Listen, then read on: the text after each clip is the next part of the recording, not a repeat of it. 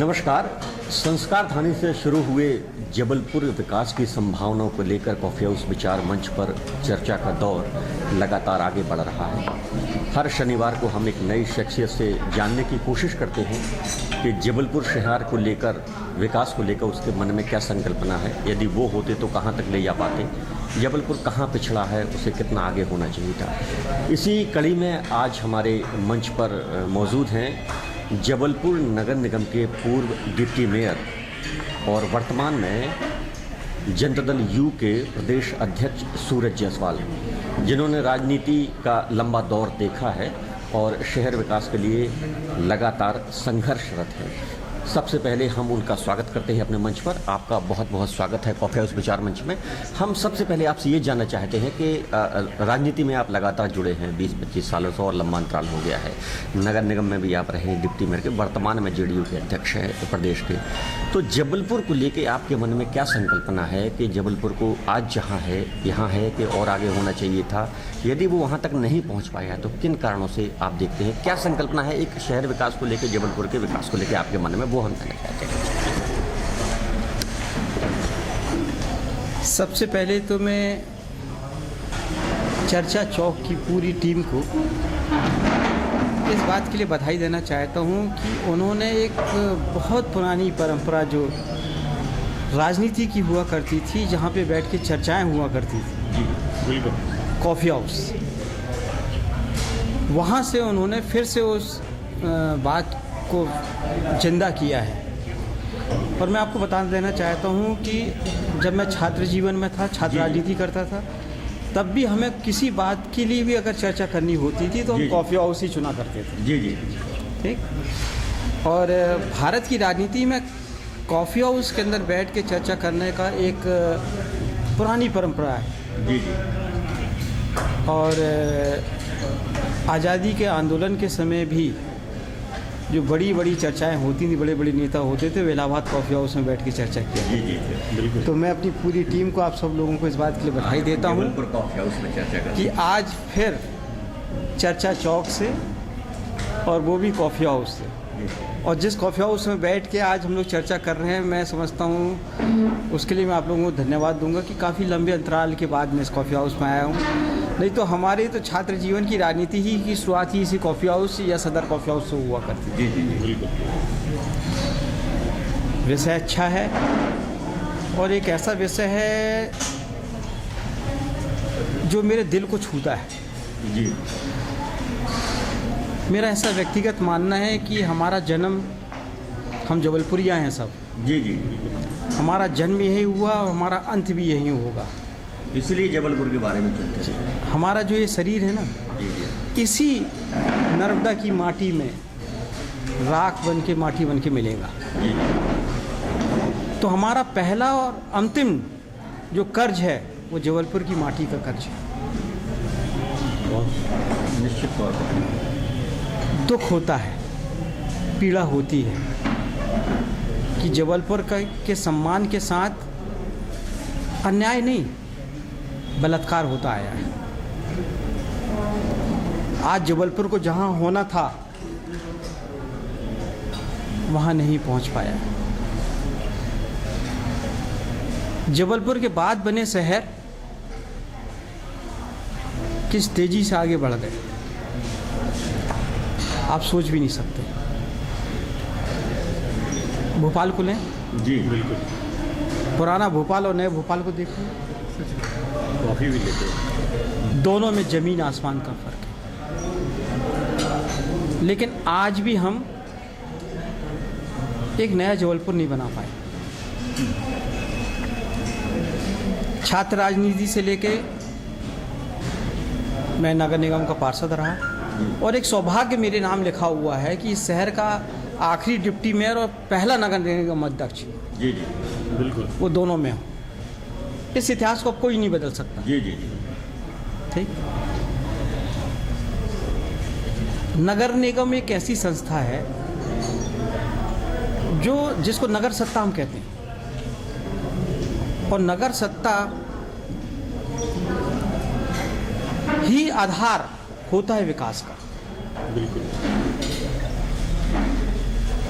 जबलपुर के साथ विकास क्यों नहीं हो पाया, जबलपुर कैसा होना चाहिए था। पहले हम लोग आंदोलन किया करते थे जबलपुर विकास को लेकर। जी जी। इसी मालवीय चौक में कई आंदोलन किए हम लोग ने, पुलिस की लाठियां खाई हैं, सब कुछ किया। लेकिन जब मैं नगर सत्ता में पहुंचा तो मैंने इस शहर के विकास की अपार संभावनाओं को देखा और उसके लिए हमने काम भी किया। एक लंबे अंतराल के बाद हम लोग नगर निगम में चुन के पहुंचे थे। जी। उसके पहले वहाँ पे नगर सत्ता नहीं थी, अधिकारियों की सत्ता थी। और जहाँ अधिकारियों की सत्ता होती उनका कोई शहर के विकास से लगाव नहीं होता। जी जी, ठीक है। वो तो सिर्फ शहर में आते हैं पैसा कमाने के लिए। और यही उस वक्त से लेके आज तक जबलपुर में होता आ रहा है। हमें 2 मोर्चों में लड़ाई लड़नी पड़ी थी। पहला मोर्चा था ये था कि अधिकारी कर्मचारी इस बात को मानने को तैयार नहीं थे कि वहाँ पे नगर सत्ता आ चुकी है।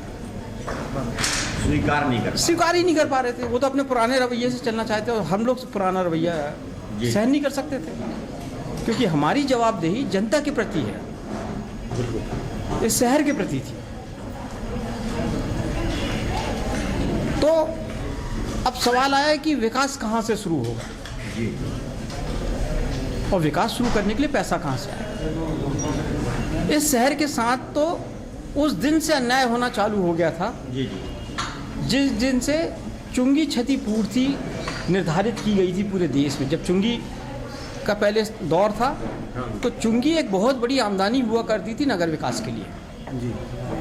लेकिन जैसे ही चुंगी बंद की गई, सरकार ने कहा कि हम चुंगी क्षतिपूर्ति देंगे, तो उस दिन पहले दिन से जो जबलपुर के साथ अन्याय हुआ वो ये हुआ कि हमें चुंगी क्षतिपूर्ति बहुत कम मिली, ना के बराबर थी हमारी जबलपुर की क्षतिपूर्ति। मैं नहीं समझता उस वक्त के दौर में जो यहाँ पे नेता थे वो शायद सत्ता के गुलाम थे निश्चित तौर पे जी। तो सत्ता के खिलाफ बात करने का औचित्य ही नहीं था। तो अन्याय की शुरुआत वहाँ से चालू हो गई जी। और उसके पहले अगर हम जाएं तो जब जबलपुर को संस्कार धानी होना था, मतलब राजधानी होना था, तब से तो उसका नाम दे दिया संस्कार धानी और राजधानी दे दी कहीं और।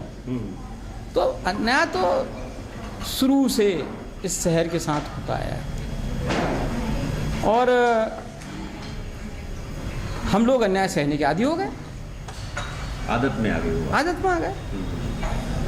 और चाणक्य ने कहा है कि जो आदमी बहुत अन्याय सहता है तो वो कायर की श्रेणी में आ जाता है। फिर वो एक ऐसी महिला बन जाता है, जैसे कहते हैं ना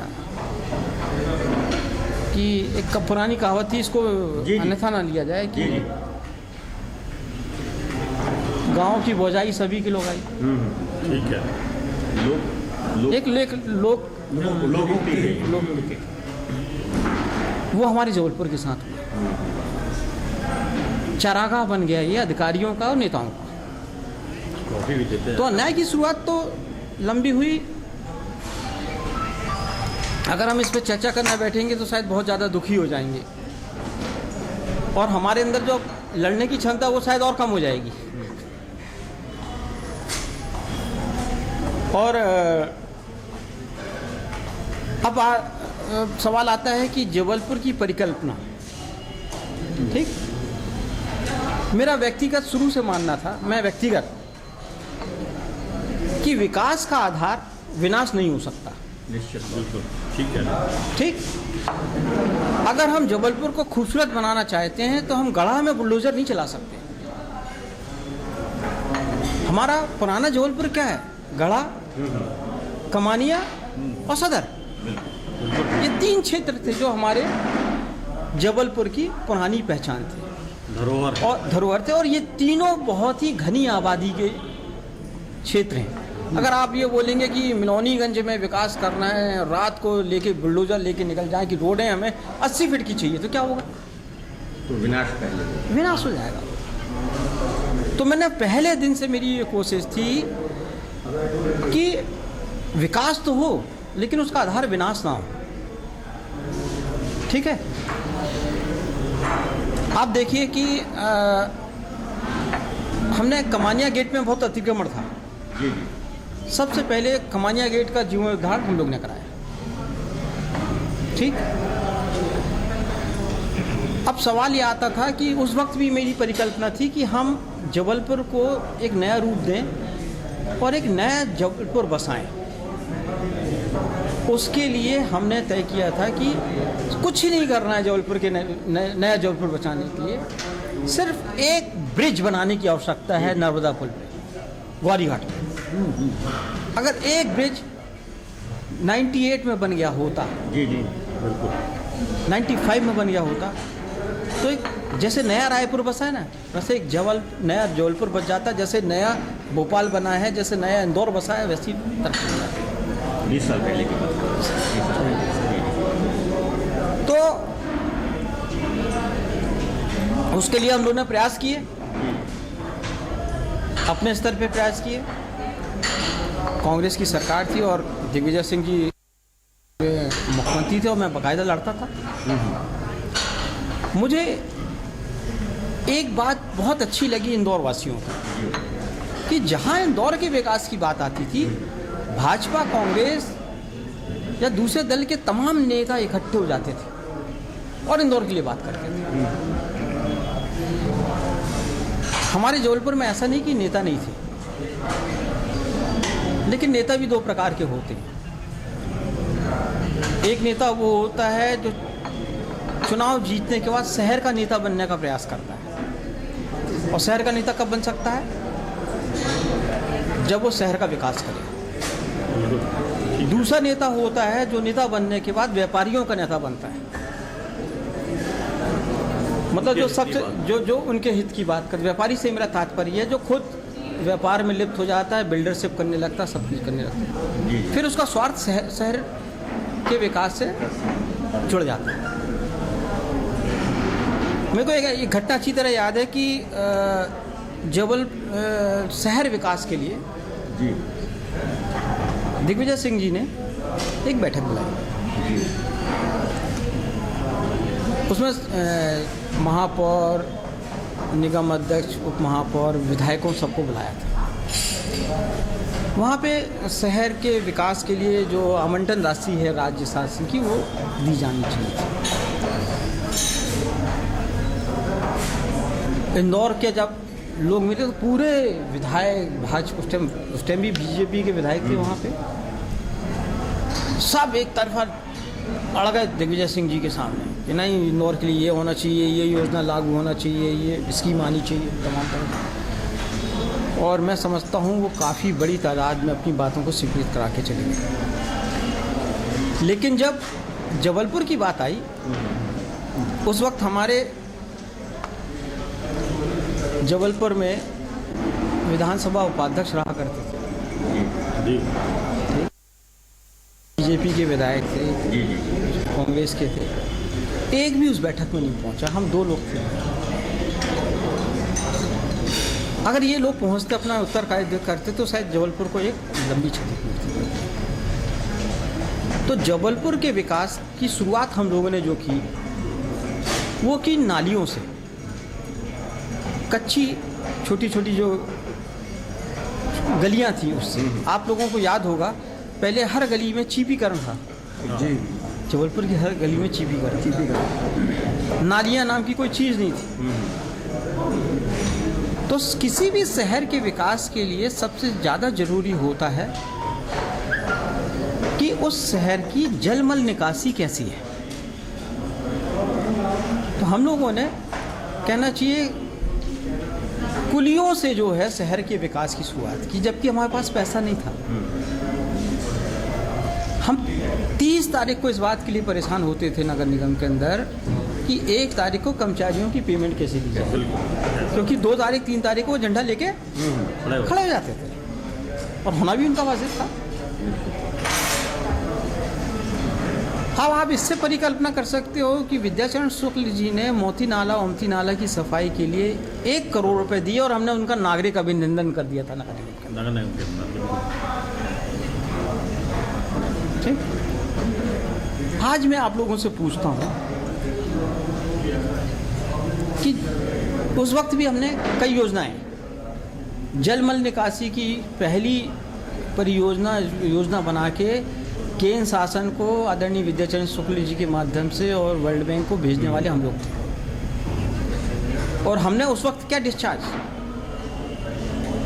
देखिए मैं आपसे पहले कह रहा हूं कि किसी भी शहर के विकास की मूल आवश्यकता होती है कि उस शहर के जलमल निकासी का आधार क्या है। हमारे शहर जो जबलपुर जो शहर है वो ताल तलैयों का शहर था, गोंडवाना राज से। ठीक। और रानी दुर्गावती के समय भी जितने बड़े बड़े तालाब इसीलिए बनाए गए थे क्योंकि यहाँ पे पानी अच्छा उपलब्ध है। मतलब नेचर ऑफ द लैंड जो हमारे जबलपुर का है वो ताल तलैयों वाला जो नेचर होता है ना सॉइल का, वो था। चाहे मदन महल का पूरा एरिया ले लीजिए आप, ठीक, आधार ताल साहब का पूरा एरिया ले लीजिए, यहाँ पे थोड़े से पानी में क्यों डूब जाते थे इस क्षेत्र? क्योंकि ये पानी जमीन ही सोखती थी, ऊपर बहता था पानी। मतलब और इन पूरे क्षेत्र में आपने देखा होगा जलमल निकासी की कोई भी व्यवस्था नहीं थी। अब ये मदन महल जब बसा, पूरा मदन महल बसा, तब वहाँ पे प्लॉटिंग हुई, छोटे छोटे लोग प्लॉट हुए सबको। पहले आपको मालूम है पूरा ओपन लैंड था, अपना मकान बनाया और नाली का डिस्चार्ज बाजू वाले प्लॉट में छोड़ दिया। उसने ऐसा करते करते ये स्थिति हो गई थी कि मतलब पूरे मदन महल क्षेत्र हो गया, पूरे इस बेल्ट में जलमल निकासी की कोई योजना नहीं थी। जबकि सदर जो बसाहट हुई थी कैंट की, अंग्रेजों ने फ्रॉम वेरी फर्स्ट डे उन्होंने सबसे पहले वहाँ पे नाली और उसकी व्यवस्था करके रखी। इसलिए आपने देखा किसी भी बरसात में सदर के अंदर कभी पानी भराव की बात नहीं सुनी होगी आपने कैंट। व्यवस्थित बसा। ये कॉन्सेप्ट ऑफ डेवलपमेंट की बात है कि आपके दिमाग में होने चाहिए विकास। नहीं, मैं आ रहा हूँ कि मतलब जो खो दिया हमने। जी जी बिल्कुल ठीक। डेवलपमेंट के लिए जबलपुर जिले से उपयुक्त कोई भी जिला नहीं हो सकता। क्यों? क्योंकि हम heart of the India centre में हैं। ठीक है। किसी भी इंडस्ट्री को डेवलपमेंट के लिए 3 चीज़ों की आवश्यकता होती है: वाटर लेवल, ट्रांसपोर्टेशन और चीप लेबर। ये तीनों चीज़ हमारे जबलपुर के पास उपलब्ध है। अगर जबलपुर से आपको कलकत्ता कोई किसी ट्रक को का ट्रांसपोर्टेशन करना है, जबलपुर से आपको बेंगलोर करना है, जबलपुर से JNK करना है, तो सबका जो फेयर है, किराया है, तो ये उपयुक्त। बिल्कुल। जबलपुर को तो बहुत तेजी से बढ़ना चाहिए था, क्यों नहीं बढ़ पाया? Because of the defence protection. और जिस शहर में जो भी डिफेंस बेस्ड सिटीज़ होती हैं, जी जी, आप कहीं की भी उठा के देख लो, आप उनका डेवलपमेंट कभी नहीं होता, ना ही किया जाता है। आप चाहे सागर का ले, कई सिटी। और जब जबलपुर को बैकवर्ड इंडस्ट्री के लिए प्रयास किया गया था, तब उन्होंने कहा भाई साहब यहाँ पे तो करोड़ों हजारों करोड़ रुपए का इन्वेस्टमेंट है डिफेंस के नाम पे, इसको जबलपुर को बैकवर्ड इंडस्ट्री डिक्लेयर ही नहीं किया गया। उसका फ़ायदा मिला इंदौर को, मालनपुर और पूरे, और ग्वालियर को मालनपुर और पूरा वाला बेल्ट डेवलप हो गया, भोपाल को मिला उसको, लेकिन हमें जबलपुर में नहीं मिल पाया चीज़ें। दूसरी बात, हमारे जबलपुर की जो कनेक्टिविटी थी, चाहे वो एयर कनेक्टिविटी हो, वो पूरी तरह प्रॉपर नहीं थी, आज भी नहीं है। ठीक। जबलपुर के विकास के लिए मैं आप लोगों से पूछना चाहता हूं कि जितनी भी बड़ी उपलब्धि हुई जबलपुर की, ये किसके माध्यम से? कांग्रेस ने की कि भाजपा ने की नहीं। रेलवे जोन जनता दल के कारण आया। ठीक है। एफसीआई सेंट्रल गोदाम मतलब हेडक्वार्टर जनता दल के कारण आया। ट्रिपल आईआईटी अर्जुन सिंह जी इसको सतना ले आना चाहते थे, जनता दल के कारण जबलपुर में आया। ब्रॉड गेज का भूमि पूजन नीतीश जी के द्वारा जनता दल के द्वारा किया गया था बालाघाट में। ठीक, तो पहली ट्रेन, पहले हमें दिल्ली जाना होता तो इटारसी से बैठना पड़ता था या बीना से बैठना पड़ता था। पहली ट्रेन कुतुब अगर चली है जबलपुर से दिल्ली की, तो किसने चलाई? जनता दल ने, लीडर से।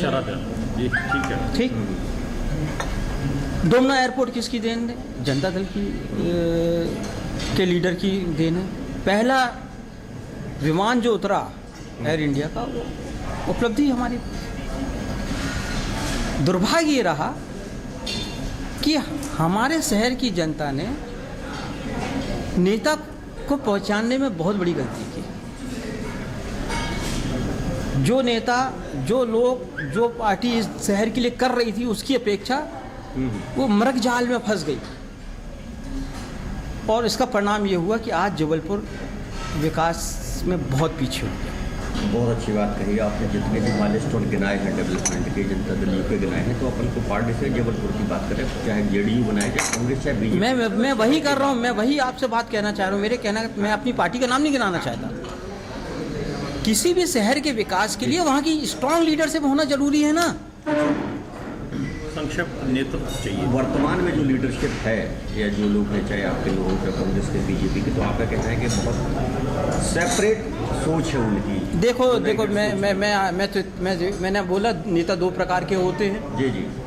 एक नेता होता है जो शहर के जीतने के बाद शहर के लिए करता है, और एक नेता होता है जो जीतने के बाद अपने लिए करता है। और एक बात और बोली कि अधिकारी और नेताओं ने चारागाह से चारा दिया। देखिए, मैं आपको बता देना चाहता हूँ, जबलपुर स्मार्ट सिटी। जी जी। ठीक, स्मार्ट सिटी का जो पैसा आ रहा है, क्या फ्री में आ रहा है क्या? वो स्मार्ट सिटी का जो पैसा आ रहा है वो हमें रीपे करना है विद इंटरेस्ट। बिल्कुल ठीक है। आज भी हमने जो अंडरग्राउंड ड्रेनेज सिस्टम के लिए वर्ल्ड बैंक का जो नाबार्ड का जो पैसा है, उसका 24 से 25 करोड़ रुपए सालाना इंटरेस्ट दे रहे हैं हम। मतलब 2.5 करोड़ रुपए, लगभग 2 से 2.5 करोड़ रुपए का टैक्स हर महीने हम दे रहे हैं। और ठीक, और मैं आपसे पूछना चाहता हूं, क्या जबलपुर का अंडरग्राउंड ड्रेनेज सिस्टम कंप्लीट हो गया क्या? मैं किसी नेता का नाम नहीं लेना चाहता। जब यहाँ पे अंडरग्राउंड ड्रेनेज सिस्टम का काम चल रहा था यहीं पे, जी जी, मैंने गाड़ी रोकी, देखी, और मैंने देखा कि कनेक्टिंग पाइपलाइन जो हैं डिस्चार्ज की, वो सिर्फ 18 इंच से 24 इंच के बीच में डाली जा रही हैं। तो मैंने उस वक्त के तत्कालीन जो हमारे नगर सत्ता के प्रमुख थे उनको फ़ोन लगाया। मैंने कहा, भाई साहब, यार भाई मुझे ये बताओ कि आप कनेक्टिंग जो डिस्चार्ज की पाइपलाइन डलवा रही थी, छोटी क्यों डलवा रहे हो? क्योंकि जो डिस्चार्ज होता है वो अगले 30 से 35 साल का डिस्चार्ज काउंट किया जाता है शहर का, आज का नहीं किया जाता। ठीक, और मैंने कहा जो कनेक्टिंग पाइपलाइन आप डाल रहे हो, 3 साल के अंदर उसकी कैपेसिटी 40% हो जाती है, उसमें सिल्ट और दूसरी चीज़ें भर जाती हैं। मैंने आप 24 से जो हम लोग का प्रपोजल था वो 1.5 मीटर का डायमीटर था, जो कनेक्टिंग पाइपलाइन 1.5 मीटर की होनी चाहिए थी। ठीक है, और मैंने कहा आप 24 इंच से कम की डाल रहे हैं आपस में पाइपलाइन, तो मतलब ये हुआ कि 5 साल से 7 साल के बाद जो पानी का ओवरफ्लो है वो कमोड से बाहर आएगा। उनका जवाब था, साहब हम क्या करें, ये सब ऊपर ऊपर हो रहा है। तो जबलपुर के साथ साथ ऊपर ऊपर होता आया है। इसके लिए अब जो ऊपर ऊपर ना हो, सतह पर ना हो, हवा ना हो, सतह पर हो, ग्राउंड हो, सड़क पर काम हो, इसके लिए आपकी कोई योजना है? बिल्कुल है, चारागाह बनने से रोका जाए? बिल्कुल है, लेकिन तय करना पड़ेगा जनता को। मैं अकेला तय नहीं कर सकता। जनता को 2 तरीके होते हैं, या तो खुद बिक जाए वोट दे के, या नोट लेके, या वोट दे के नेता को खरीद ले। जिस दिन इस शहर की जनता वोट दे के नेता को खरीदना का तय कर लेगी, इस जबलपुर के शहर के विकास को कोई नहीं रोक सकता। लेकिन आप बता रहे हैं कि नेता भी बदल जाता है, 2 प्रकार का हो जाता है, तो नहीं, मैं एक नहीं, जनता को नहीं भरोसा कैसे मैं करना है? नहीं नहीं हाँ मैं बता रहा हूँ, ये तो जनता को तय करना है ना कि उसको बिकाऊ चाहिए कि टिकाऊ चाहिए। इन फ्यूचर में बदलाव हो रहे हैं तो कैसे? नहीं, वो होगा, आपको तय करना पड़ेगा। और जहाँ तक इसमें आप राजनीतिक मत लिए, आज की जो वर्तमान परिस्थिति है मध्य प्रदेश के अंदर भाजपा कांग्रेस को, उसको मैंने एक नया नाम दिया है जी जी कि ये चाट में मिक्सचर होता ना, जी जी ये चाट के मिक्सचर हैं, और मिक्सचर जब बन जाता है तो चाट जाता है। अच्छी बात है, ठीक। नई बात। तो जब तक इस शहर के अंदर एक ईमानदार विकल्प सामने नहीं आएगा जो वाकई इस बात को तय करेगा कि मेरा ये शरीर इसी शहर की मट्टी में मिलने वाला है, ठीक, उसको कर्ज इस मट्टी का चुकाना है, तब तक संभव नहीं। और ऐसे ही चलेगा। ऐसे ही चलता रहेगा। बहुत बुरी हाल। स्मार्ट सिटी में जो बात कर रहा था, स्मार्ट सिटी का जो पैसा आया वो फ्री में नहीं आया, उसको वापस करना पड़ेगा, और हमारे बच्चों को उसको पेड करना पड़ेगा। और मैं आपसे पूछना चाहता हूँ, स्मार्ट सिटी के जो वार्ड चुने गए हैं वो ऑलरेडी स्मार्ट थे यार, बिल्कुल बिल्कुल। वो ऑलरेडी स्मार्ट थे। लेकिन अब जो टैक्सेशन होगी, जब हमने योजना बना के भेजी थी नाबार्ड में, तब उन्होंने एक शर्त रखी थी कि एक बात उन्होंने कहा, how you will repay the loan और इंटरेस्ट, ठीक, क्योंकि ये लोग मुफ्त में हर चीज़ नहीं बांटते ना। क्यों बांटेंगे मुफ्त में हर चीज़? मुफ्त में नहीं देंगे, बिल्कुल। जो पहली शर्त होती है ऐसी ऑर्गेनाइजेशंस की, वो ये होती है कि you have to go for the privatisation. मतलब पानी प्राइवेट लोगों के हाथ में, टैक्स कलेक्शन प्राइवेट लोगों के हाथ में, सफाई प्राइवेट लोगों के हाथ में, नक्शा पास करना ना करना प्राइवेट लोगों के हाथ में। तो फिर आपके हाथ में क्या होगा? और अभी पानी का जो टैक्स मुश्किल से 1,500-2,000 रुपये आता है, आने वाले 3 साल 4 साल के बाद देख लीजिएगा वो 5,000 से 10,000 के बीच में नहीं, कम नहीं आएगा। और ये पैसा जो शहर विकास के लिए आ रहा है स्मार्ट सिटी का, ये अधिकारियों का चारागाह है, वो उनके पास जा रहा है। पूरा उनका पास जा रहा है। मैं आश्चर्यचकित था, इस शहर में लॉकडाउन था, उस दौरान यहाँ बड़े बड़े होर्डिंग्स लगाए गए शहर विकास के लिए। कोई देखने वाला नहीं। कौन देख रहा था? और आपकी बच्ची से एक बड़ी बात निकल के आई कि ऐसे व्यक्ति को सामने आना पड़ेगा जो जबलपुर के लिए जिए मरे निष्ठावान, जो वाकई जबलपुर का बेटा हो, तभी विकास की संभावना। लेकिन ये तभी संभव होगा जब इस शहर की जनता तय कर ले कि वो बिकेगी नहीं बल्कि खरीदेगी। उसके सामने विकल्प भी ऐसा आना चाहिए। बिल्कुल आना चाहिए। राकेश मिश्रा है, डिजिटल इंडिया एक्सप्रेस से उनका कोई आपने कहा लंबा सफ़र रहा राजनीतिक, काफ़ी अनुभवी है कि जबलपुर की जनता को तय करना चाहिए एक ऐसा लीडर। लेकिन विडम्बना ये है कि लीडर, जैसा कि बोला कि लीडर जब बनने के बाद वो अपने मापदंड खुद तय कर लेता है। अब बात ये आती है कि विकास की परिकल्पना है, बहुत सारे प्रोजेक्ट्स हैं। जनता दल भी एक बड़ा संगठन है। भाजपा और कांग्रेस भ्रमजाल फैलाकर अपने विकास का महिमा मंडन करके यहाँ तक पहुँची। शरद यादव जी ने सब कुछ दिया, नीतीश कुमार जी की बिहार में सरकार है, फिर एक लंबा समय कहाँ कमी रह जा रही है कि मान लीजिए शहर आपको सिलेक्ट करता है, तो कैसी रहेगी विकास की परिकल्पना? जनता यदि भोली है तो उसको आप कैसे अपने सांचे में ढाल के शहर का बेटा बन के विकास कर सकते हैं? देखिए, बहुत मोटी बात यह है कि अभी तक इस शहर के जो अपने आप को बेटा कहते थे, जी जी, उनने बेटा बनने के लिए बहुत से सौदा किए, ठीक, करोड़ों रुपए। अगर मैं आज महापौर का चुनाव लड़ने का तय करूं, जी, ठीक,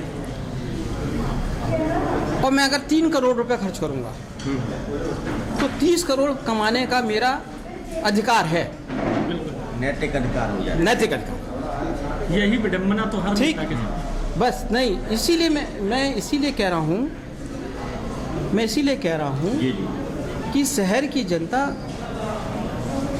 बिकने की जगह खरीदना सीखे, और जिस दिन वो खरीदना सीख जाएगी तब बिकाऊ नहीं टिकाऊ बेटा होगा इस शहर का। आके जोड़ रहे हैं प्रश्न को, कैसे विकल्प के रूप में आप प्रस्तुत हो रहे हैं?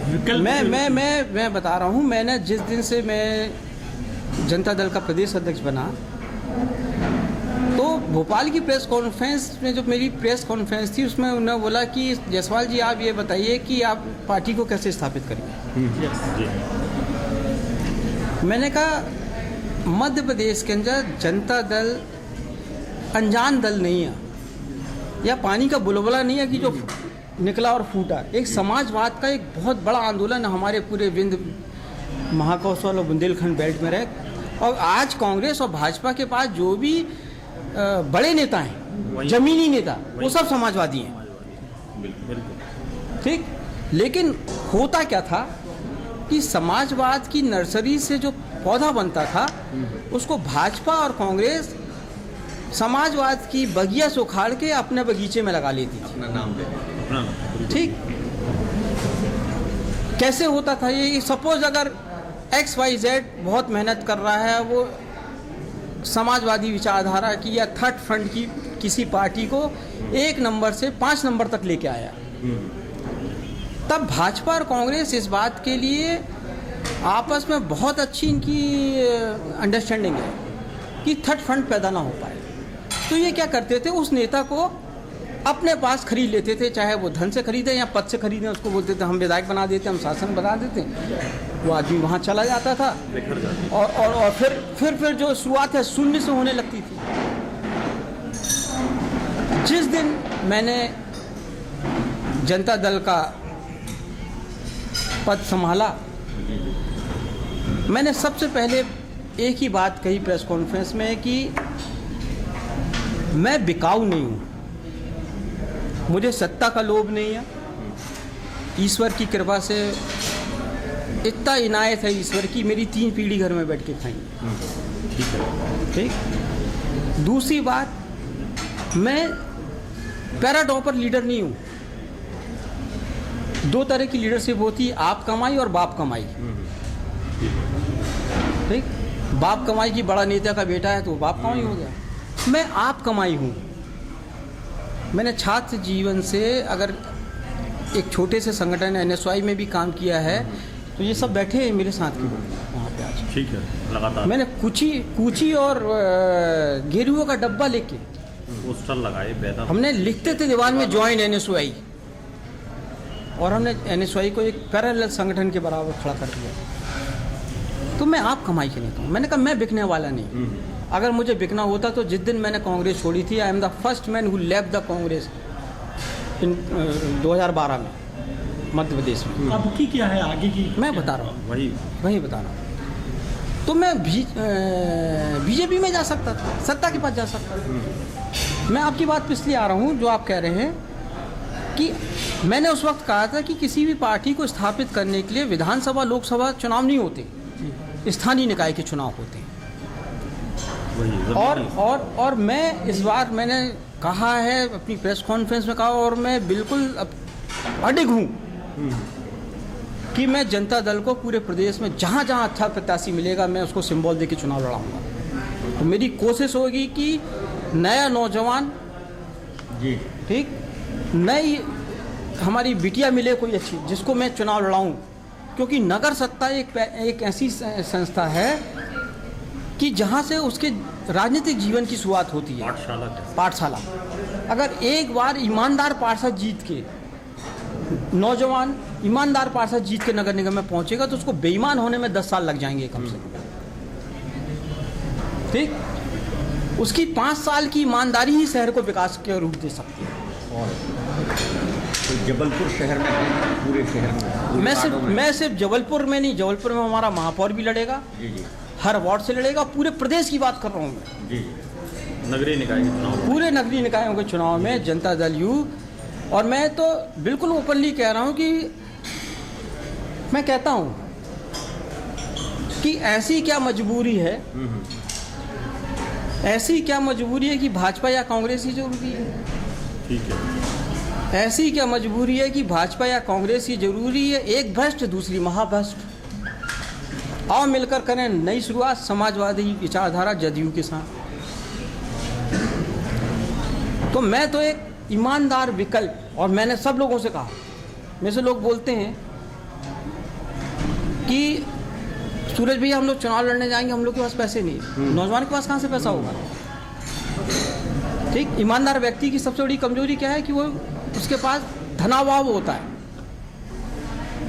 मैंने कहा तुम सिर्फ जनता के बीच में ये कह के जाना कि मैं आपको खरीदने नहीं आया, मैं खुद बिकने आया हूँ, मुझे खरीद लो। जिस दिन इसलिए बोल रहा हूँ, जिस दिन इस शहर की जनता ही नहीं, इस प्रदेश की जनता नेताओं को खरीदना शुरू कर देगी, उस दिन राजनीति का स्वरूप वही होगा जो लोहिया जी चाहते थे। लेकिन फिर जनता यदि खरीद ले अपने नेता को, फिर नेता पलायन कर जाए, जैसे कि नहीं, उसकी औकात नहीं पलायन है। देखो मैं अपना उदाहरण दे रहा हूँ। शरद जी जैसे चले गए यहाँ नहीं, क्यों चले गए? क्योंकि इस शहर की जनता ने उनको हरा दिया। हर चीज जनता नहीं, यस, लोकतंत्र में तो अच्छा जनता भी जनता, बुरा भी जनता। यस। फिर नेता का क्या है रोल? नेता का जनता ही तो नेता बनाती है। अरे जो है कि अगर बाद में मान लो जनता ने जो नेता बेईमान होगा उसको अलग कर दिया जाएगा। कौन है? Who is the king? Leader is not the king, voter is the king. Voter king है, और बात की पॉलिटिक्स में भी राइट। और मैं अगर बेईमान हूँ तो 5 साल में लात मार के अलग कर दो। क्या जरूरत है? पहले का राइट टू रिकॉल की बात भी आगे बढ़ानी पड़ेगी, तब Right to थोड़ा सा recall। वो बनेगा। नहीं, बिल्कुल। देखिए मैं क्या कह रहा हूँ, मेरा क्या कहना है, मैं आप लोगों के माध्यम से, इस चर्चा के माध्यम से यही बात कहना चाहता हूँ जनता से कि 500 रुपये एक पौआ 5 साल बेच देते हो आप अपना समय और भविष्य। अब आप देखो कैसे अभी जो पार्षद थे, कैसे लोग चुनाव जीत के पार्षद बने थे, आज वो बड़े बड़े सट्टा के किंग बने हुए हैं, उनके घर तोड़े जा रहे हैं। मैं तो आश्चर्यचकित हूँ कि आज तक कांग्रेस ने ऐसे नेताओं को निष्कासित क्यों नहीं किया? उनकी अपनी कुछ मजबूरियां रहेंगी। नहीं, मैं इसलिए बोल रहा हूँ कि भाजपा और कांग्रेस पहले पीठ से जुड़े हुए होते थे, इनके नेता पीठ से जुड़े हुए थे, और जब पीठ से जुड़ा हुआ नेता होता तो उसका ऑपरेशन आराम से किया जा सकता है, दोनों की जिंदगी बच जाती है। लेकिन अब पेट से जुड़ गए, लेकिन अब दोनों पेट से जुड़ गए, धंधे से जुड़ गए। तो जब पेट से जुड़े ऑपरेशन होगा तो किसी एक को मरना होगा। थर्ड विकल्प की बात, नीलेश चौधरी हमारे पास है। टाउन एंड कंट्री प्लानिंग विभाग जो है, इसका क्या रोल होना चाहिए शहर के विकास में? टाउन एंड कंट्री प्लान का जो रोल है, मैं नहीं समझता टाउन एंड कंट्री प्लान को का डिपार्टमेंट नाम की कोई चीज़ होनी चाहिए। ये तो एक अधिकारियों का क्रिएट किया गया एक डिपार्टमेंट है जिसके माध्यम से वो अर्निंग करते हैं। जब आपने एक संस्था बना दी है, स्थानीय निकाय नगर निगम बना दी है, जी तो फिर जेडीए की क्या आवश्यकता, टाउन एंड कंट्री की प्लानिंग की क्या डिपार्टमेंट की क्या आवश्यकता? वाई? आप एक शहर के विकास के लिए 3 संस्थाएं क्यों बना रहे हैं? भ्रम फैलना, क्योंकि 3 जगह से पैसा आना चाहिए। इसके लिए एक सवाल, क्या नेताओं जनप्रतिनिधियों की भी मौन स्वीकृति रहती है सिस्टम को? जब ये चीज़ें डेवलप हो जाती हैं, इंटरनल तैयार हो जाती हैं, व्यवस्था में एक ऐसा भ्रष्टाचार का एक नाला बनाया जाता है कि इसमें सब जुड़ के खाएंगे और बाद में पेट से जुड़ जाएंगे। बहुत अच्छा क्वेश्चन किया। मैं चाहता था ये बात मैं चाहता था ये क्वेश्चन आप लोग पूछें। कुछ दिन पहले जबलपुर की जो महापौर हैं, जी उन्होंने एक स्टेटमेंट दिया था कि अधिकारी उनकी सुनते नहीं। ठीक, अधिकारी उस घोड़े के समान होता है जो अपने सवार के बैठते ही पहचान जाता है कि वो उसका जो सवारी करने वाला व्यक्ति है वो किस प्रकार का है। मैं जब डिप्टी मेयर बना तो डिप्टी मेयर पद की कोई इम्पोर्टेंस नहीं थी। In the absence of the mayor, deputy mayor act like a mayor, ये था बस।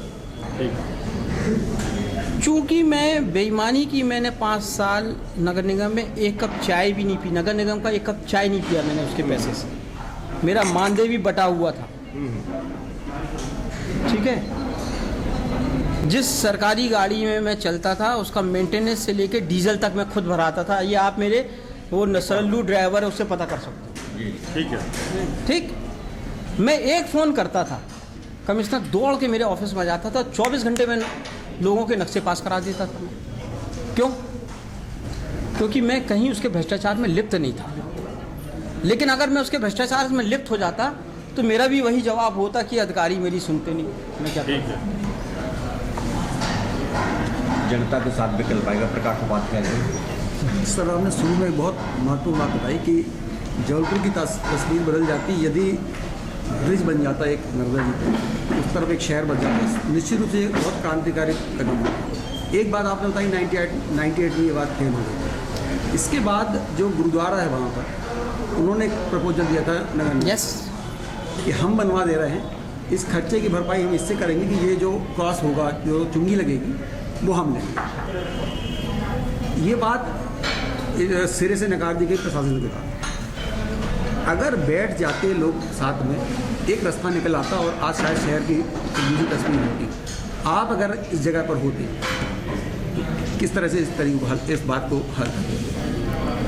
मैं 10 बार जाके गुरुद्वारे में सजदा करता, 10 बार।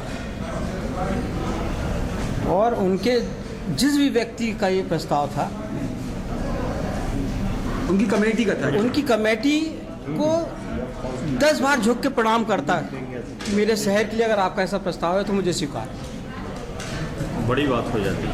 नहीं, पर उन्होंने ये कहा था ना कि हम खर्च इतना ज़्यादा होगा हमारा। अरे हम कह रहे, मैं कह रहा हूँ, सवाल मेरा, जो पैसा लगा रहा है उसको अधिकार है पैसा वापस लेने का ना। ठीक, मैं उस पॉइंट पे नहीं जाना चाहता हूँ। मैं तो ये चाहता हूँ कि अगर वो ब्रिज बन जाता तो मेरा एक नया शहर बच जाता। तब अधिकारियों का बुलडोजर मेरे गढ़ा में नहीं चलता। तब मेरे विकास के नाम पे मेरे अधिकारियों का बुलडोजर मेरे मिलौनीगंज और शहर के बीच के लोगों के नहीं चलता। मैं आपको बता दूं, एक छोटी सी घटना बता रहा हूँ जो मेरे लिए मेरी बहुत बड़ी उपलब्धि थी। हमारे टाइम में जब भी अतिक्रमण हटाओ मुहिम चलती है ना, तो ये मुहिम नहीं होती, ये पैसा कमाने का जरिया होता है अधिकारियों का। ठीक, हमारे दौरान भी एक हमारे कमिश्नर थे, उन्होंने वहाँ से भोपाल से एक लेटर आया कि अतिक्रमण हटाओ मुहिम पूरे प्रदेश में चलनी है। अतिक्रमण को आप समझ लो, अतिक्रमण और अवैध निर्माण ये दोनों अलग अलग चीज़ें हैं। ठीक, हमने कमिश्नर को बुलाया, हमने कहा साहब, उन्होंने आया कि साहब अतिक्रमण चलाना हो रहा है, फलाना, रात को हम लोग निकलेंगे और चूने की लाइन डालेंगे। और चूने की लाइन डली भी थी। ठीक, चूने की लाइन डली, ये यहाँ पे कॉफ़ी हाउस से लेके वहाँ तक रात को पूरे व्यापारी दहशत में सब मेरे पास आए कि साहब ऐसे तो पूरा शहर तहस नहस हो जाएगा। मैंने बिल्कुल सही कह रहे हैं। अधिकारी सेटिंग करने लगते हैं, वार्ड सुपरवाइजर ऊपर है, सब पूरी सेटिंग चालू हो जाती है। हमने कमिश्नर साहब को लाया, हमने कमिश्नर साहब अपन कोई भी मुहिम चलाने के पहले एक सर्वे करवाते हैं, और सर्वे दो ढंग से होगा कि अतिक्रमण और अवैध निर्माण दोनों वाला आइडेंटिफाई हो जाए। ठीक, उन्होंने कहा ठीक। उनको लगा कि अवैध निर्माण मतलब, अब अवैध निर्माण कैसे? मैंने नक्शा पास कराया है, मेरे छोटे छोटे बच्चे थे, बड़े हो गए, उनकी शादी हो गई, तो मुझे कमरे की आवश्यकता की नहीं। बिल्कुल। तो मैंने अपने छत के ऊपर 2 कमरे बना दिए उनके लिए। तो अब मेरा पूरा निर्माण जो है अवैध निर्माण हो गया, क्योंकि वो 2 कमरे की स्वीकृति हमने ली या दी नहीं, दोनों चीज़ें ना करनी, अवैध निर्माण हो गया। तो साहब ऐसे करके लिस्ट तैयार हुई। कमिश्नर साहब बैठे, महापौर कल्याणी थी, हम लोग सब बैठे वहाँ पर। हमने कहा यार बुद्धे साहब पहले अपन अवैध निर्माण पे काम करना। मैंने ठीक, मैंने कितने लगभग उन्होंने बताया था शहर के अंदर शायद 29,000 करीब अवैध निर्माण आइडेंटिफाई किए। हमने कहा यार ऐसा करें कि अवैध निर्माण है ठीक है, अपने पास कितने % अवैध को वैध करने का पावर है? तो उन्होंने कहा साहब अपन 20% अवैध को वैध कर सकते हैं। और मैंने हाउस में अगर पास हो बोलते फिर उसके बाद अपन डिसाइड करेंगे। हमने कहा ठीक, हम कोई निर्माण नहीं तोड़ेंगे अवैध को, सबको वैध करेंगे। हमने कहा हमारे पास पैसा भी आ जाएगा और जिसका अवैध से वैध होगा उसको बैंक से लोन भी मिलने लगेगा, उसके 10 हेडेक खत्म हो जाएंगे। ठीक बात। और आप लोगों को याद होगा वार्ड में कैंप लगे थे और हमने 23,500 अवैध निर्माणों को वैध किया। अगर हम चाहते तो हम भी तोड़ने की मुहिम चला सकते। रेवेन्यू हो गया। मैं पहले भी ये बोला कि विकास का आधार विनाश नहीं होना चाहिए और यही नीति हमारी बिहार में चल रही है कि न्याय के साथ विकास। अनिरुद्ध सिंह उनका कुछ समाज की नर्सरी से नेता तो बहुत अच्छी निकली परंतु दूसरी पार्टी में चले गए। अब और जो बाकी जो समाजवादी हैं परिवारवाद में उलझ गए, तो जनता समाजवादी पर विश्वास कैसे करेगी? देखिए, 5 उंगलियां बराबर नहीं होती।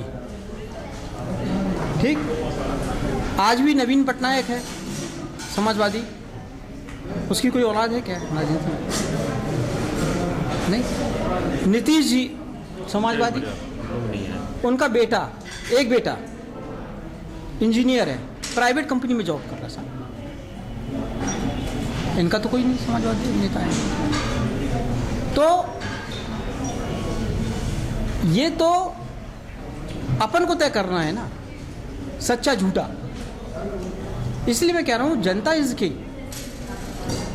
और जिस राज्य का राजा बेईमान हो जाएगा तो उस राज्य के विकास को कैसे आगे ले जाया जा सकता है? सब में विकास की बात निकल रही। भारतीय जनता पार्टी आपके साथ सहयोगी है बिहार में, मध्य प्रदेश में कोई प्रभाव आप पर डाले? बिल्कुल नहीं, बिल्कुल नहीं। कोई समझौता? देखिए मैं आपको बता दूं, अभी बंगाल में हम अकेले लड़ रहे हैं चुनाव, नागालैंड में हमने भारतीय जनता पार्टी के खिलाफ चुनाव लड़ा, वहाँ हमारे विधायक जीत के आए। मणिपुर में हमारे बीजेपी सत्ता में, हम विपक्षी दल के रूप में हैं। जो समझौता है उससे बिहार में है, ये हमारी राष्ट्रीय कार्यकारिणी तय कर चुकी है। इसलिए मध्य प्रदेश में कोई नहीं। कुल मिला के जनता को लगातार रिस्क लेना पड़ेगा नेताओं के विकल्प लिए। अगर मान लो बदल जाता है तो नए, बदल जाता है तो नए। राष्ट्रवादी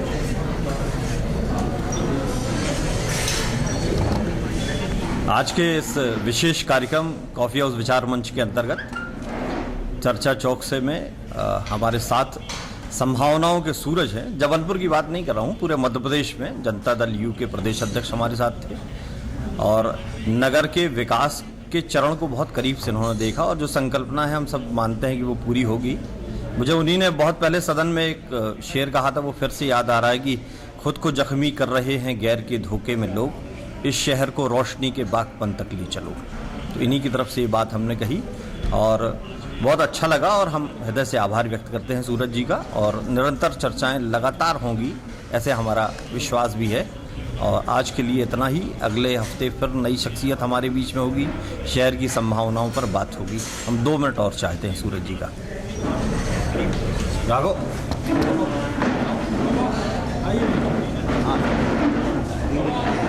एक यार हमारे कैमरे से भी ले लोगे? नहीं, सब आ जाएंगे, सब भेज रहे हैं। ये स्वागत के लिए सर जी आइए। अरे आप हमारे साथ तो मुझे बिल्कुल हाँ, हम लोग जो ना Tiwari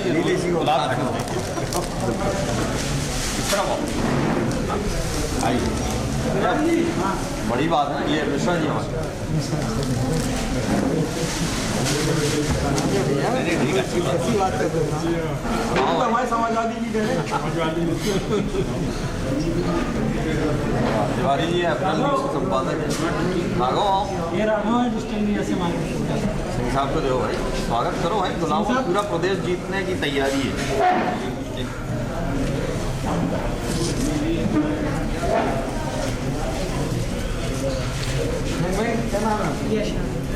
yes digital India. Yes Soni. Yes Thakur. Yes आइए, चलो राकेश, चलो आइए मिश्रा जी। राकेश दे दे ये एक छोटी सी बात और आइए वैसे मंच पर आप आए बस। बड़ी बात है हम लोगों के लिए। और जो बात कही ना कि आइए कॉफी नीचे। हाउस से ही विचारधारा चली और चलती रहे, ठीक है ना?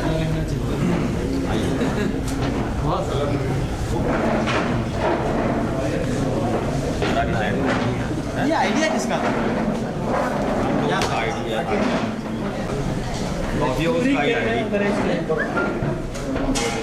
कॉफी हाउस विचार मंच में आज जबलपुर शहर के विकास की संभावनाओं को लेकर जनता दल यूपी प्रदेश अध्यक्ष सूरज जायसवाल के विचार आप सुन रहे थे। अगले शनिवार फिर किसी शख्स से मुलाकात होगी, आपके साथ हम बैठेंगे विचार मंच पर और जबलपुर शहर के विकास को लेकर चर्चा करेंगे, कहाँ कमी रह गई है और हम उसे दूर करके जबलपुर को आगे ले जाने की कोशिश करेंगे। तब तक के लिए नमस्कार। मैं आप लोगों का इंट्रोडक्शन